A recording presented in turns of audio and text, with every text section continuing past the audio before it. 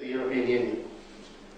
And here's the key point. Those laws aren't made by anyone elected at all. They're not even made by the likes of the commissioners. All our laws are made by 1,000 committees of faceless bureaucrats, and even an MEP, like Eddie could well become in a few weeks' time, doesn't even have the right to know who sits on the committees that produce these ideas, that turn them into recommendations, that turn them into draft legislation that ends up as law. That's how undemocratic this system is. It really is a monster. It's a terrible, appalling system of government. And it gets worse, because if it was a system of government imposed on us from abroad, which worked, you could perhaps think, well, at least it works. Let's face it, the Labour government isn't working, is it? You know, but it doesn't work. If it was designed to benefit the people of Britain and the nation of Britain, then you could say, well, we'll give up our freedom because at least we're being governed well. But it's not about benefiting Britain. It's actually about breaking up Britain. It's actually about destroying everything that's been fought for, remember that, by generations of people who've died for this country. Because the people building the European Union aren't interested in whether it's good government or bad government. They're interested in it being their system of government. They've got the intention of building a new nation state. They've gone a very long way towards it already. It's got the symbolic things, its own national anthem. It's got its own flag. It's got its own legal system, which is incompatible with ours, and which is gradually grinding ours into the dust. And I tell you, it's not just incompatible, it's inferior to ours. In our legal system, established through hundreds of years of struggle, including civil war by our ancestors, you are innocent unless the state can prove you guilty. In the European system, you are guilty if you're charged by an unelected magistrate until you can prove yourself innocent. It's a terrible, terrible system. It's a system which just about works in the hands of good men, but in the hands of would-be dictators, it's monstrous. But it's coming here, because the European Union has this legal identity, and it's more important than that and the nation states. The European Union has its own police force, its own paramilitary police force, with a huge barracks in southern France, and it's just developing its own army, its own complete military. And the £60 billion I quoted you already doesn't even cover what Britain, the vast amounts of money, billions of pounds every year, Britain is paying into building a European common armed forces. It's disguised as part of our defence budget, but it's actually building a European army. Now, if you ask any Europhile politician, well, what's about this European army? They'll say, don't worry, if your boy's in the army, even if he's in our European army, we won't send him out to fight outside of Europe.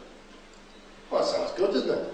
Not going to send them out to fight and die in stupid wars in places like Afghanistan that have got nothing to do with us. That's an improvement on where we are now. But think about it a bit. It's not going to be used over there somewhere. So where is it going to be used? So you ask them, well, is it going to be used, for instance, is it going to be stationed on the borders of Greece to stop the Turks invading Europe? Because I'd pay some tax money for that, actually. But, of course, it's not going to be used there at all. Because the same people building this European army are also about to expand Europe, and they want to bring Turkey into Europe anyway. The Turks, 80 million Muslim Turks, won't have to invade Western Europe and Britain. They're going to invite them in and use our taxes to make it more easy for them to come in. So no, there's no prospect, they'll tell you. There's no invading army which by force of arms can conquer Europe. Not even the Russians will or want to. They want to sell us oil and gas at a big profit. They don't want a war. There's no one on the edges of Europe about to invade it for the foreseeable future by force of arms. So the army, they will tell you, is not going to be used outside of Europe against other people. It's not going to be used on the borders of Europe to defend Europe. Which has to beg the question, what's this bloody thing we're paying so much money for? It's not going to be used out there. It's not going to be used on the borders. It's going to be used where?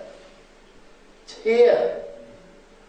Or in any European country which finally says, either because all this cost is just too much and in hard times we want to spend our money on our own people, sorting out our own problems, or because a nation says, look, even if it was in our benefit, the fact is we've lost our freedom. And freedom is more important than material well-being. You're better off a poor free man than you are a wealthy pampered slave. So, thanks very much, been nice trying it, but we want to go independent. That's what the European army is for. It's to invade and occupy any country which says, we've had enough, we want to get out. It's a monstrous tyranny being built right now.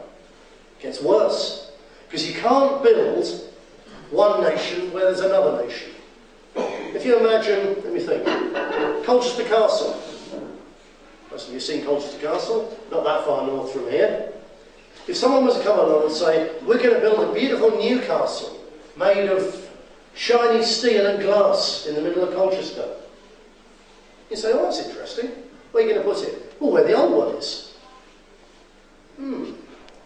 So what are you going to do with the old one? Oh, was hoping you wouldn't ask that, because, yeah, we're going to put a bulldozer through it. Because you can't build a bright, shiny Colchester Castle without getting rid of the old one. And similarly, you can't build a huge European super nation without getting rid of the old ones which are in the way. And that particularly includes Britain. And they've already done a pretty good job of getting rid of Britain. Because 15, 20 years ago it was one United Kingdom. And now they've sliced off Scotland, they've sliced off Wales. And having sliced them off and devolved power, they've then set about ensuring that we increasingly fall out between each other. So we've got the disgracefully unfair system at present, where because the Westminster politicians and the bureaucrats have destroyed heavy industry in this country, steel, coal, shipbuilding, because they've done that, the Scottish economy is now a wreck. And because it's a wreck, someone has to subsidise Scotland. So they tax English taxpayers. The Scots get a parliament, we don't get a parliament. The Scots get free prescriptions, we pay for them, but we don't get free prescriptions. So we end up resenting the Scots. And the Scots don't like the English. And peoples who are a very, very close stock end up falling apart and going their separate ways. And that's